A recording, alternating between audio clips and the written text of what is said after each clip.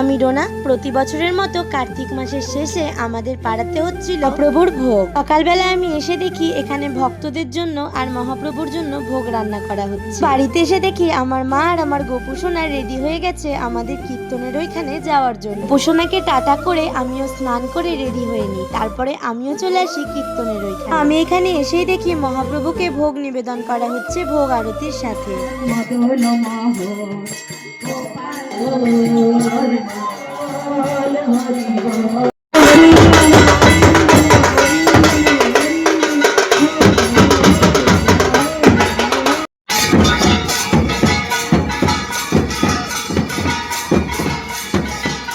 আরতি ও কীর্তন complete হয়ে যাওয়ার পর আমাদের কিন্তু এখানে মহাপ্রসাদ দিয়ে দিয়েছে। তারপরে সকল ভক্তরা এখানে ভোগ পাওয়ার জন্য বসে পড়ে। আমাদের কার কার পাড়ায় এরকম কীর্তন হয় আর ভোগ হয় অবশ্যই কমেন্টে জানিও। টাটা।